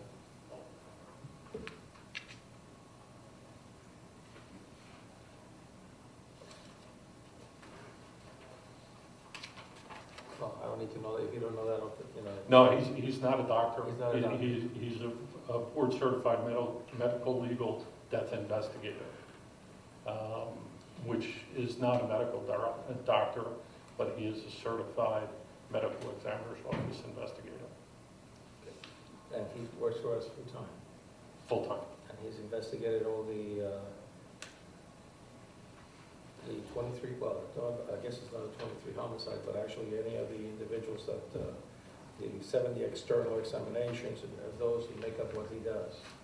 He's one of 4 investigators that we have within the ME's office, so he's on call on a shift, and if a death is reported to the ME's office during his tour of duty, he'll investigate. Is that where we used undertakers previously to this? We do still use a livery service to transport the decedents. Oh, okay. But we have a staff, a very small staff, of investigators that will go out and investigate suspicious deaths in the field and gather evidence and information so the medical examiner can perform his autopsy. Thank you. And also, I may add, for family members who want to know the circumstances surrounding an individual's death, it's very helpful to that purpose as well. Absolutely, and they do a lot of work with families at the scene of a death. Okay. Very good. We can move on to emergency services. It was a very busy year in emergency services. The first accomplishment listed here, bringing Linden, Plainfield, Mountainside, Westfield, and Scotch Plains over to the county public safety communication system was a huge feat, and a trend that started last year with Roselle and Elizabeth coming on, and this year, we have 5 other towns that are interested in coming onto the radio system, which greatly improves interoperability between the different agencies, public safety agencies within the county. Also, emergency services coordinated all the EMS status sets at the 2016 PGA Championship. They treated over 300 spectators and staff. We enhanced the level of pre-hospital care for EMS, instituting Narcan, EpiPen, CPAP, and aspirin protocols, which will all improve patient care. Goals and objectives for emergency services. The Union County Fire Academy, we've been working very hard to upgrade the burn building at that facility. As Chairman Maribel is well aware, the building's been neglected for a few years and is in very much need of some TLC and some upgrades and enhanced training capabilities. So we're very excited, and we'll probably have something before the Freeholder Board later this year.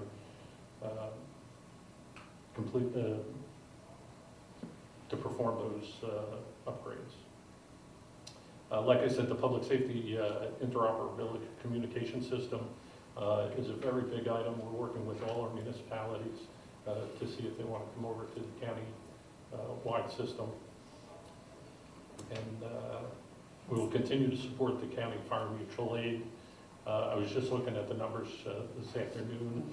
Last year, we coordinated 372 fire mutual aid calls last year, which involved moving over 1,700 pieces of fire apparatus throughout the county. When there's fire mutual aid call, our dispatch center gets very busy, especially if it's a town we dispatch for, because we're, in addition to doing field fire operations, we're also dispatching units for cover assignments and second or third alarms.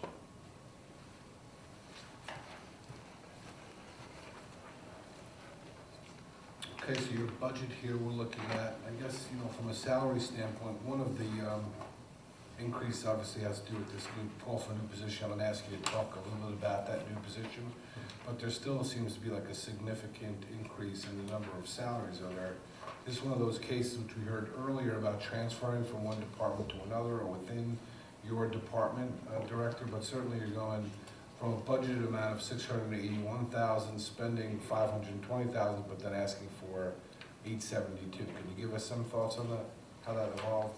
Certainly. We had a few new positions and the old positions that were transferred over to county funding last year because our EQEF was unable to support them.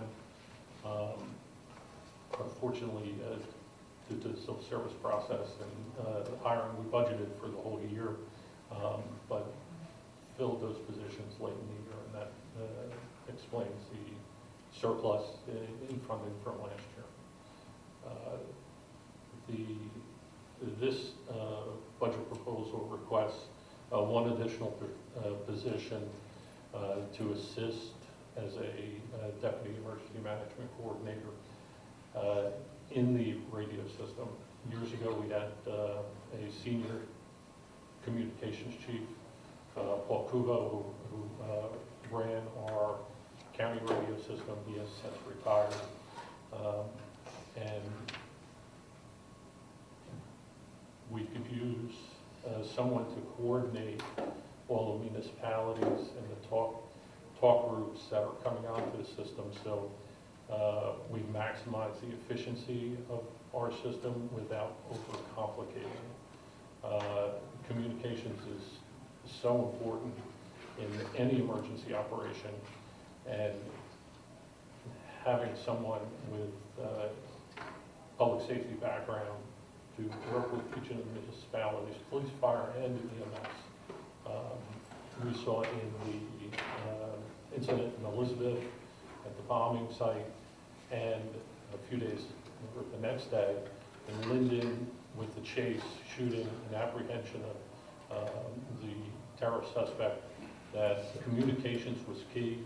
We had a lot of the agencies, Linden, Elizabeth, the county sheriff's department, as well as all our public safety agencies, all on the same radio system, and without a doubt, that affected how the outcome of that. Mm-hmm. Okay, so I could understand that the 2016 expenditures were low because perhaps vacancies funded weren't filled until later in the year. So I could even get the 681 some way with that logic. But even adding 70,000, it still looks like an increase of 80,000 from one year to the next. Is there anything else I'm missing? We had contract negotiations with this bargaining unit, which was the FNBA, that I believe was 3 years without contract. So we just settled that the end of last year. So is that making up for prior? I'm looking at the finance department. We also have 124,000 total increase in county dollars for seasonal, and you'll notice that there's $30,000 for per diems and seasonal in that line item. So overall, new county dollars and salaries is $124,000. The remainder are contractual increases. Okay, making up for prior years then. All right, so that's all right. That makes sense. All right. Any other questions on this particular budget emergency management? Fielder Estrada. Yeah, I know that the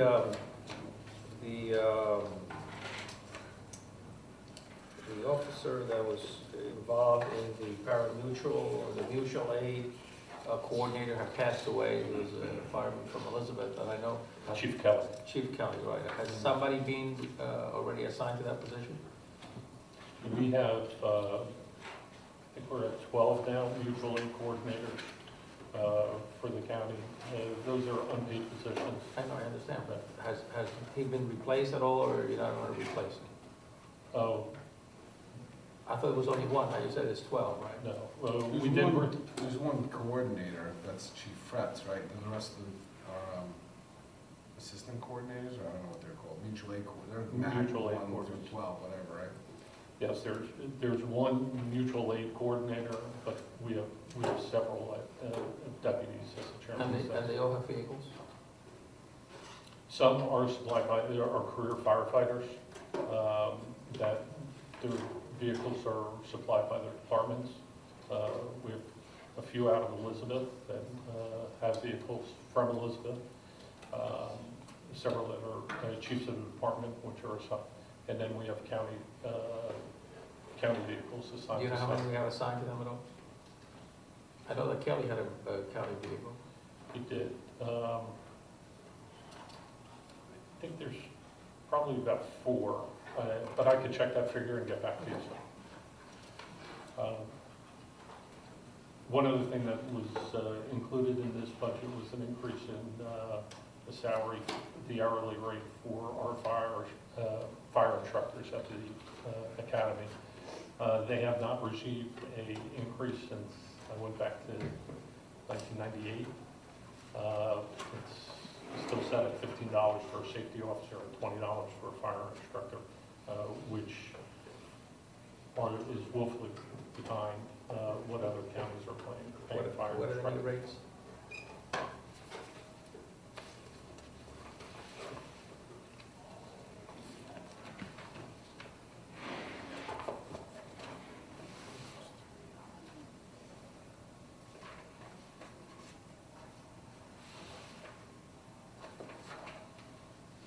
Director, if you can get back to me on that, it's fine.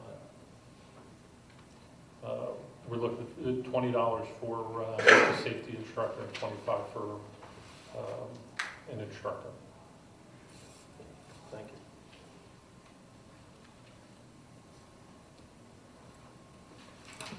Okay, if there's nothing else on emergency management, let's move on to EMS.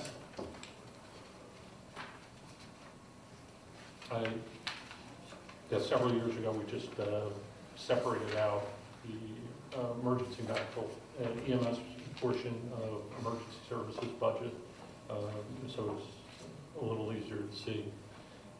As this slide depicts, you can clearly indicate, or it clearly indicates an increase in call volume from just over 4,000 in 2014 to what we saw last year at 6485,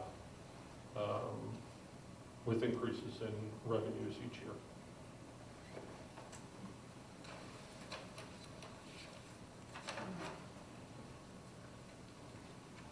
Okay, that continues to be a wild success. We're very busy. We have staffing on the weekends. This past weekend, Saturday and Sunday, we saw 20 calls each day. That's a lot. Yeah, that's been terrific. All right, excellent. County Police?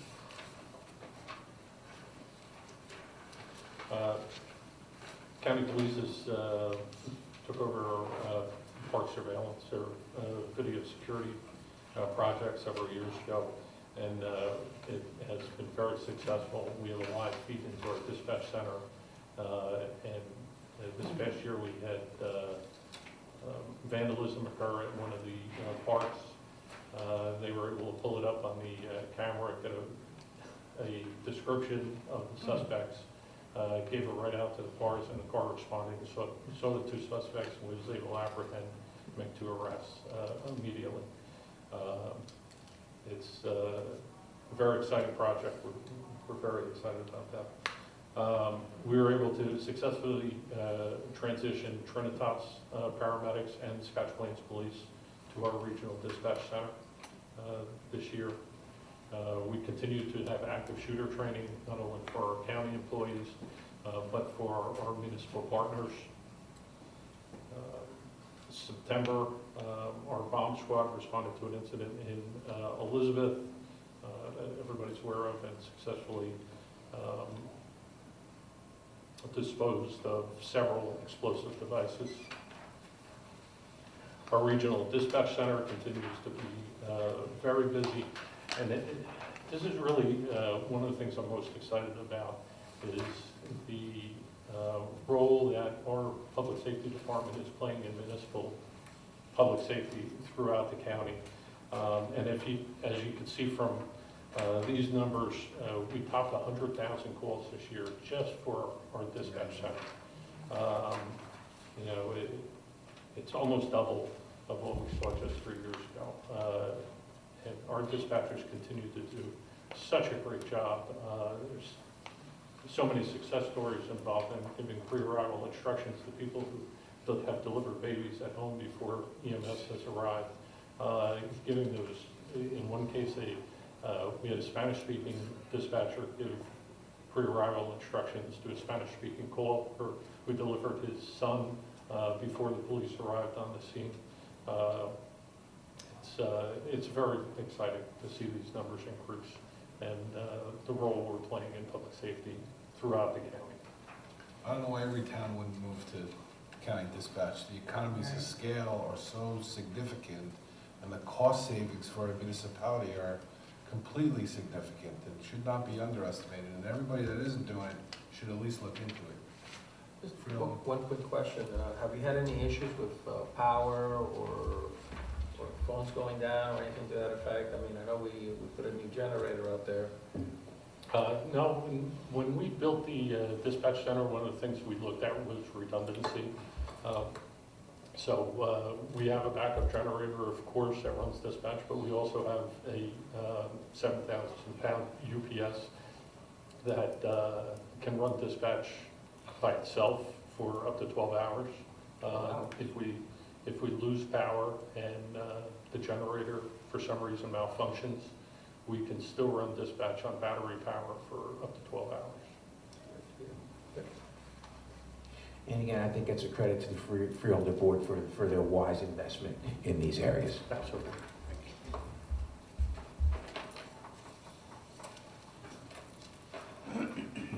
Okay.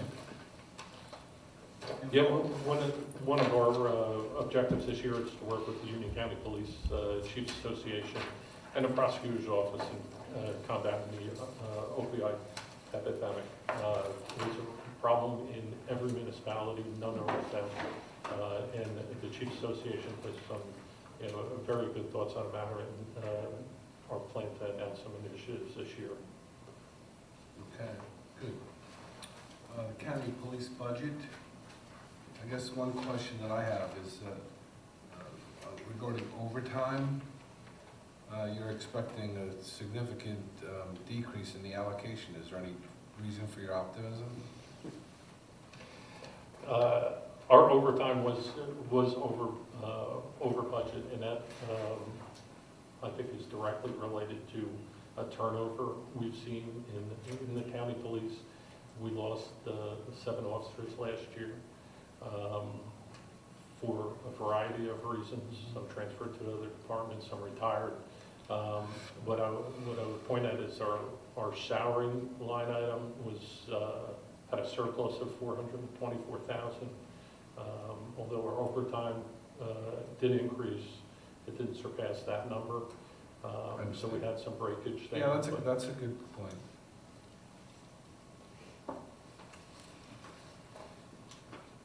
And Director, what makes up the seasonal component of this, just for education purposes? There seems to be quite a lot of seasonal dollars.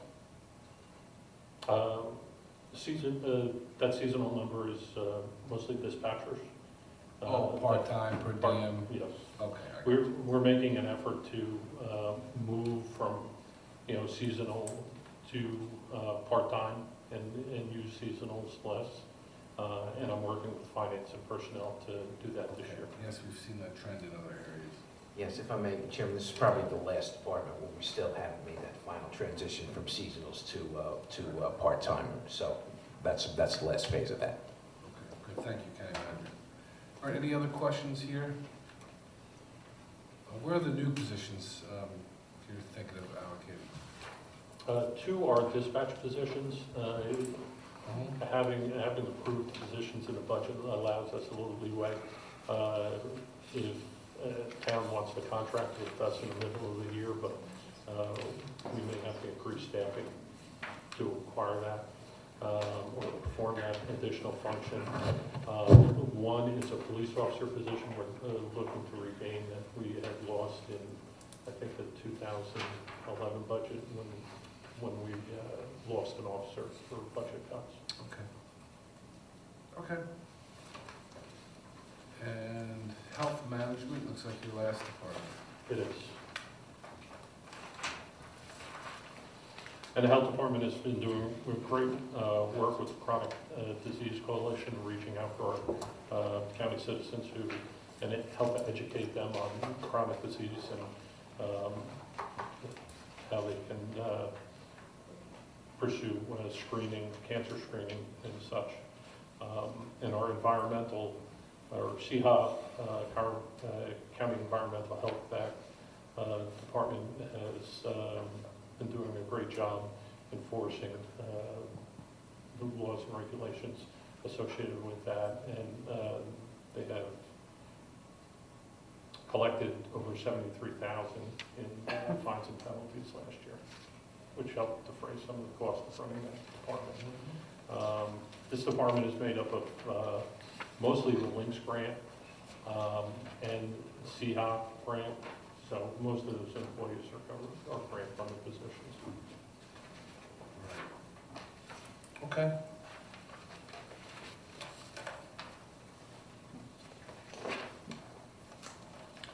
Any questions on the health management budget? Pretty straightforward to me.